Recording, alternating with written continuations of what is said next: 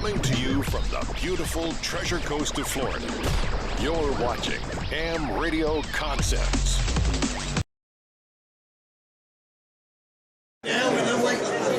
All right, guys, so the DV4mobile, very hot item. A lot of people are interested in it, and let's see if we can have Uli tell us more about this. All right, here with HamRadioConcepts and Uli. Hello, Uli. Hi, good morning. I'm very interested in this DV4 mobile, and a lot of people are generating a lot of buzz about this. I'm just going to ask you some questions and tell me about this radio. This is going to be a very, very hot product. What can you tell me about it? Well, it's a tri-band all-mode radio consisting of a 1.8 gigahertz Linux computer in there. There are 3 SDRs in there and 2 MB chips. So what you can do with it, you can run it on 144, 222, 440 megahertz with all modes. D-Star, FM of course, D-Star, Fusion, DMR, NXDN, P25. All these modes are possible. And it has 220 watt PAs in there. There are really 50 watt transistors, but we can dissipate more heat on the small heatsink because it's the size of a car radio, and that limits the output power. Okay, so it will do analog FM? Yes. As well as the digital modes. So the people with analog FM are not left out. They have full compatibility to go analog and digital. Absolutely. Now, when you say C4 FM and D-Star and DMR, what features, though, with D-Star? Will it do repeater linking? Will it have GPS? Does it have just the digital standard to talk from radio to radio, or can you do any options for linking and such like that? Well, we usually have, for the linking, we have the RF linking, as we have in the DV4 Mini.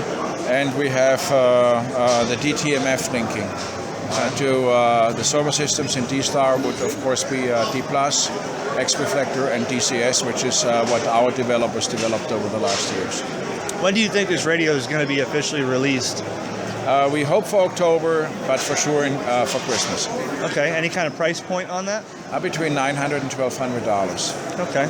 Also, what might be something to mention, there is an LTE chip in there and a Bluetooth, so we can download the code blocks from the net. We have all the information of the reflectors, or kind of an electronic repeater book, in our reflector system, and you only put in your CCS7 number and it downloads it from the internet. So you don't have to program the radio, it programs itself. Wow. And you can also use the LTE as a fallback. So when you are going out of your metropolitan area, there is no coverage anymore, you're heading to another city, you can use LTE to connect to your reflector and still can stay connected. So with the Bluetooth you mentioned, will that be able to do audio over Bluetooth as well? Could they use a Bluetooth audio headset? for Bluetooth, and also what we plan to do is Android and iPhone control through Bluetooth. Wow. So the iPhone or the Android becomes the head, the remote head if you want.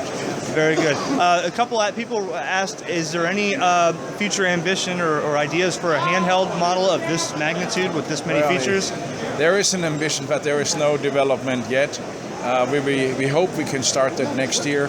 It's more or less an Android phone with all these modes. That's the idea. Right. But this year we will be very busy to get this to the market. Well, I'm going to be very excited to see that in the field, and thank you for the time for the interview. Thank you.